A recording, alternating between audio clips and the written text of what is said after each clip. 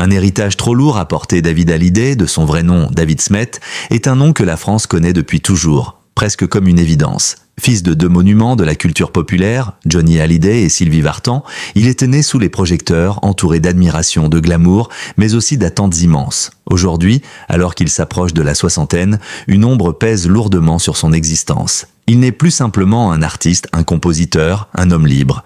Il est devenu le dépositaire d'un héritage émotionnel et artistique si vaste qu'il semble parfois impossible à assumer. Et c'est là que naît la tristesse. Une tristesse profonde, intime, que peu de gens peuvent comprendre, mais que chacun peut ressentir. Né en 1966 à Boulogne-Billancourt, David est plongé dès l'enfance dans un monde hors du commun. Pendant que ses camarades jouent au ballon, lui voyage entre Paris, Los Angeles, Londres. Il voit ses parents en couverture de tous les magazines, grandit dans une atmosphère de strass et de micros, de studios d'enregistrement et de salles de concert. Il vit une vie privilégiée, certes, mais aussi extraordinairement instable. Ses parents divorcent alors qu'il est encore jeune. Ce premier éclatement familial laissera une trace invisible mais durable dans sa psyché. Dès l'adolescence, David est tiraillé entre deux identités. Il est le fils d'eux, celui que les médias scrutent avec curiosité, mais aussi un garçon qui aimerait simplement exister par lui-même. Sa passion pour la musique devient rapidement une échappatoire. Il apprend à jouer de la batterie, du piano, de la guitare. Il compose, écrit, cherche sa voix dans un monde saturé de celle de son père. Très tôt, il comprend que sa vie ne pourra jamais être ordinaire. Ce sera toujours David, le fils de Johnny.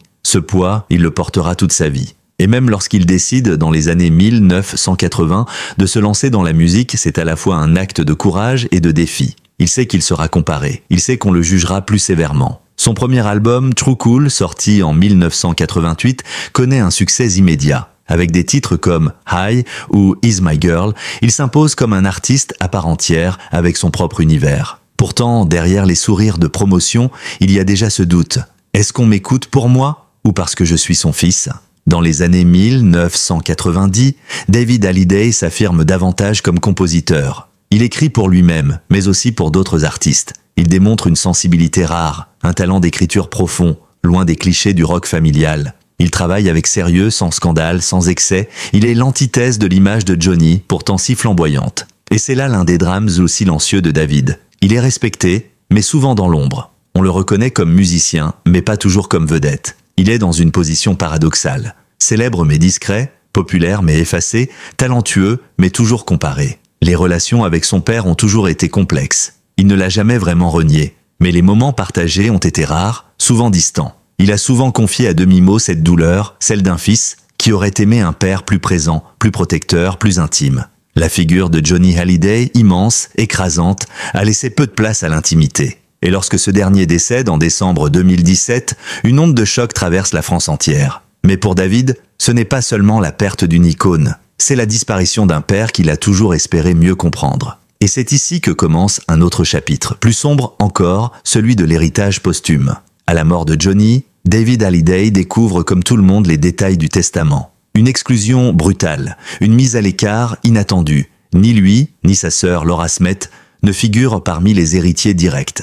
Tout est légué à Laetitia Hallyday, la dernière épouse. Ce choc, juridique et émotionnel, se transforme en guerre médiatique. Pour David, c'est plus qu'un simple litige familial, c'est une blessure publique, une remise en question profonde de sa place dans cette famille mythique. L'homme, habituellement discret, prend alors la parole. Il dit sa douleur, son incompréhension, son chagrin. Il n'accuse pas, il tente de comprendre. Mais les médias, eux, se régalent du conflit. Les tabloïds opposent les clans, nourrissent les rancœurs. David devient, malgré lui, un symbole de cette France qui veut la justice, l'égalité, la reconnaissance. Pourtant, au fond de lui, c'est toujours le fils qui parle. Le fils qui pleure, un père qu'il a trop peu eu, qu'il n'a jamais vraiment connu, et qui, dans la mort, semble lui dire une fois de plus « Tu n'as pas ta place ici ». Cette exclusion testamentaire est le point culminant d'une vie d'ambiguïté. Elle cristallise toutes les frustrations accumulées, toutes les blessures jamais refermées. Comment accepter que celui qu'on a tant admiré, espéré, attendu, ait pu faire ce choix? Comment se reconstruire après cela? La tristesse de David devient palpable. Elle n'est pas dans les cris, ni dans les larmes publiques. Elle est dans le silence, dans la retenue, dans les chansons qu'il compose alors, empreintes de douleur, de non-dit, de déchirure. Dans ce premier chapitre, c'est donc moins la biographie d'un chanteur que le portrait psychologique d'un homme blessé que nous dressons. David Hallyday n'est pas seulement un artiste. Il est l'incarnation vivante de ce que signifie naître dans la lumière, mais grandir dans l'ombre. Sa tristesse, discrète, presque pudique, est celle de milliers d'enfants de grandes figures, contraints de construire leur identité dans le sillage d'un mythe. Lui l'a fait avec dignité, avec talent, avec passion. Mais aujourd'hui encore, cette histoire non résolue avec son père hante ses silences et ses mélodies. Les cicatrices invisibles d'une vie publique, David Hallyday ne s'est jamais vraiment habitué à l'idée d'être une figure publique contre son gré. Alors que certains recherchent la lumière à tout prix, lui semble l'avoir toujours subie avec une forme d'élégance triste. C'est dans les années 2000 que cette tension intérieure devient plus visible. À l'époque, il enchaîne les projets, albums solo, compositions pour d'autres artistes, collaborations dans des bandes originales de films. Il est omniprésent pour qui sait observer, mais paradoxalement absent du devant de la scène grand public. Il compose notamment pour sa mère, Sylvie Vartan, avec qui il a toujours entretenu un lien complice et sincère.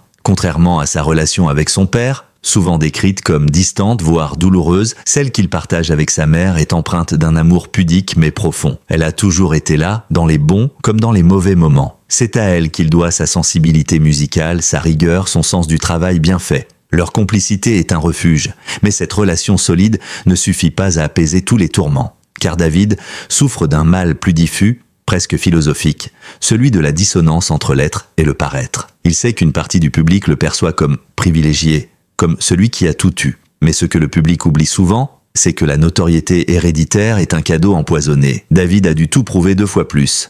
Une fois à l'industrie, une autre fois à lui-même. Les médias, trop souvent friands de contrastes faciles, ont longtemps présenté David comme l'anti-Johnny. Là où le père brûlait la vie par les 2 bouts, le fils semble avoir cherché la sagesse, la modération, l'équilibre. Cette opposition, bien que réductrice, n'est pas totalement fausse, mais elle est douloureuse, car David n'a jamais cherché à s'opposer à son père, seulement à exister à côté de lui. Or, dans l'imaginaire collectif, il n'y a de place que pour un seul Hallyday à la fois. La violence de ce constat atteint son paroxysme après la mort de Johnny. Lorsque la France entière pleure l'idole des jeunes, David, lui, pleure son père. Mais dans l'hommage national, il se retrouve presque exclu. Les images, les discours, les cérémonies, tout semble tourner autour de Laetitia Hallyday et de la dernière famille recomposée. David, pourtant fils biologique, est relégué à un rôle secondaire. Ce traitement, il le vit comme une seconde mort, celle de sa place de fils. Il garde le silence pendant longtemps, par pudeur, par respect. Mais en 2018, dans l'album « J'ai quelque chose à vous dire », il livre ce qu'il a sur le cœur. Les titres, comme « Ma dernière lettre », sont des messages clairs. Il y parle du pardon, de l'absence, de l'amour conditionnel. C'est bouleversant de sincérité. Ce disque est une catharsis. Il n'accuse pas. Il est clair. Et il est salué par la critique qui découvre enfin l'homme derrière le nom. Mais dans l'ombre, le conflit d'héritage se poursuit. Tribunaux, avocats, témoignages, documents juridiques, tout cela déshumanise encore un peu plus la perte. David Hallyday n'est plus simplement un fils endeuillé, il devient une partie dans une affaire de succession. Une figure médiatique malgré lui. Cela le blesse. Il rêvait d'un deuil en silence, mais c'est dans la fureur des caméras qu'il doit affronter sa douleur. À ce moment-là, il envisage sérieusement de tout arrêter. La musique, les concerts, les interviews. Il en parle à ses proches, confie son dégoût du système. Mais ce sont justement ses proches qui le convainquent de continuer, de ne pas laisser l'injustice l'emporter. De se battre non pas pour l'argent ou les droits, mais pour la mémoire, pour sa dignité, pour celle de son père aussi, qu'il refuse de laisser enfermer dans une image simpliste. Il continue donc, lentement, mais sûrement. Il écrit un nouvel album, il accepte quelques interviews choisies, il monte sur scène dans une tournée plus intime. Et là, miracle, le public étau, dans la seconde moitié des années 2020, David Hallyday devient une figure de sagesse. Il parle peu mais juste. Il intervient parfois dans des émissions culturelles où il partage sa vision de la création, de la transmission, de la mémoire. Il refuse les clashs, il décline les polémiques. Il construit une image d'artiste adulte, libre, honnête. Et dans un monde saturé de bruit, cette rareté devient une richesse. L'artiste debout, envers et contre tout. Après les tempêtes intérieures, David Hallyday a décidé de ne pas se laisser submerger. Là où d'autres auraient pu s'effondrer, il choisit de rester debout. Ce 3e chapitre de sa vie s'écrit avec une lucidité nouvelle, une force tranquille forgée dans la douleur. Il a compris que l'on ne guérit pas de certaines blessures, mais qu'on peut apprendre à vivre avec elles, à en faire une source d'inspiration et de création. Son retour sur scène, en 2019, avec la tournée Eternal Tour, est une étape clé de cette reconstruction. Chaque concert est une célébration de la musique, mais aussi un hommage discret à son père. Pas de pathos, pas d'excès, simplement une émotion contenue mais palpable. Le public, souvent intergénérationnel, retrouve un David Hallyday apaisé, plus proche que jamais. Il partage ses chansons, ses doutes, ses joies aussi. Il n'est plus dans la démonstration, mais dans la transmission. Cette période marque aussi un renouveau créatif. Il compose à nouveau pour d'autres, collabore avec des artistes de la scène francophone et internationale, tout en préparant un nouveau projet personnel. Son écriture est plus épurée, plus directe. Il n'a plus besoin de se cacher derrière des images ou des métaphores. Il dit les choses comme elles sont, avec le recul de l'homme mûr, avec la sincérité de celui qui n'a plus rien à prouver. En parallèle, David s'investit dans des causes qui lui tiennent à cœur. L'environnement, la protection des animaux, la transmission culturelle. Il utilise sa notoriété avec parcimonie mais efficacité, refusant les grands discours au profit d'actions concrètes. Il donne de son temps, de sa musique, de sa voix. Il apparaît dans des documentaires, participe à des concerts caritatifs, signe des tribunes engagées. Cette implication, peu médiatisée, en dit long sur sa volonté de rester utile, connecté au monde réel. Sur le plan personnel, il consolide ses liens familiaux. Sa relation avec son épouse Alexandra Pastor est stable, construite sur le respect mutuel et l'amour sincère. Avec ses enfants, il entretient un lien fort, basé sur l'écoute et la bienveillance. Il refuse de les exposer, protège leur intimité avec ferveur. Il veut pour eux une vie simple, loin des projecteurs qui l'ont brûlé si jeune. Mais la reconnaissance tardive du public et des médias, si elle adoucit certaines blessures, ne les efface pas toutes. David reste un homme réservé, parfois mélancolique. Il avoue dans certaines interviews ressentir encore un manque, une forme de vide que ni la musique ni les succès n'ont totalement comblé. Ce vide, il ne le fuit plus. Il l'accueille comme une part de lui-même, il en fait une force. Des journalistes culturels commencent à lui rendre justice. Ils saluent son parcours, sa résilience, sa discrétion élégante. On parle de lui comme d'un artisan de la chanson, d'un homme vrai dans un monde d'artifice. Cette reconnaissance, bien que tardive, lui va droit au cœur. Il sait désormais qu'il a laissé une trace, qu'il n'est pas seulement le fils d'eux, mais un créateur respecté à part entière. Vers la fin des années 2020, il est sollicité pour plusieurs projets patrimoniaux, un documentaire sur l'histoire du rock français, un album hommage à sa mère, Sylvie Vartan, une masterclass à la Philharmonie de Paris. Il accepte avec humilité, conscient que transmettre est aussi une façon d'exister. Il se dit honoré, mais pas flatté, car il n'a jamais cherché les honneurs. Ce qui l'intéresse, c'est la profondeur des échanges, l'authenticité des rencontres. Et puis, il y a ce public, toujours là. Plus discret que celui des stars de télé-réalité, plus mature sans doute, mais fidèle. Un public qui a grandi avec lui, qui le comprend, qui l'écoute sans bruit. Dans les salles de concert, dans les messages sur les réseaux sociaux, dans les lettres manuscrites parfois envoyées en coulisses, David sent cet amour silencieux, mais constant. C'est ce lien, plus que tout, qui le fait tenir. Le chapitre suivant s'ouvrira sur l'avenir. Les projets à venir, les leçons retenues et la place que David Hallyday souhaite désormais occuper dans le paysage culturel français. Car l'histoire n'est pas terminée, loin de là. Le legs du silence et l'éternité d'une voix, alors que le monde change à une vitesse vertigineuse, David Hallyday semble aujourd'hui plus en paix qu'il ne l'a jamais été. Loin des polémiques, il poursuit sa route en homme libre, fidèle à ses valeurs, à sa musique et à cette part d'ombre qui ne l'a jamais vraiment quitté. Il vit dans un équilibre subtil entre ombre et lumière, mémoire et transmission, silence et mélodie. Le dernier chapitre de son parcours, s'il peut être qualifié ainsi, n'a rien d'un adieu. C'est plutôt une forme de transformation. Il ne cherche plus la scène à tout prix, mais il continue de créer. Il prépare un album instrumental, travaille sur un livre de souvenirs mêlé à des réflexions philosophiques et envisage même de collaborer à des musiques de films. Son studio personnel, niché dans la nature, est devenu un sanctuaire de création, loin du tumulte des villes et des réseaux. Ses prises de parole sont rares, mais d'autant plus écoutées. Lorsqu'il parle, c'est pour dire l'essentiel.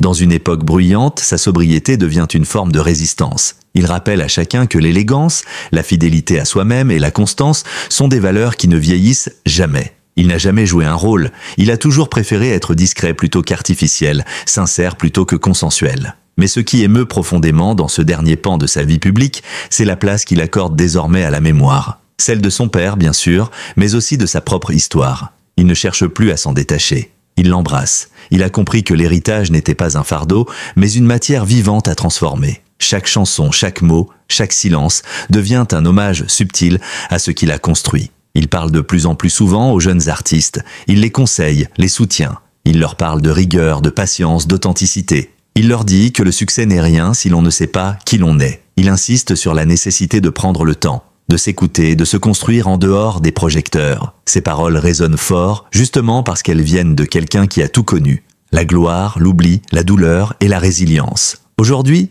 David Hallyday n'est plus un nom dans l'ombre de Johnny. Il est une voix singulière, une force tranquille, un témoin sensible d'un demi-siècle de musique, de culture et de transformation. Sa tristesse n'a pas disparu, mais elle s'est muée en sagesse. Et c'est peut-être là, dans cette mélancolie maîtrisée, que réside toute sa grandeur. Dans un monde qui oublie vite, David reste, par ses chansons, par sa posture, par ce qu'il transmet, sans même chercher à le faire. Il est de ceux qui ne font pas de bruit, mais laissent une trace profonde. Il est une mémoire vivante, une émotion durable, un battement de cœur discret, mais fidèle, et c'est cela au fond qui brise le cœur. Se rendre compte que cet homme a tant donné, tant encaissé, sans jamais réclamer, que derrière son silence, il y avait un cri, et que ce cri, aujourd'hui, devient une leçon de dignité. Merci David, pour la musique, pour le silence, pour la vérité.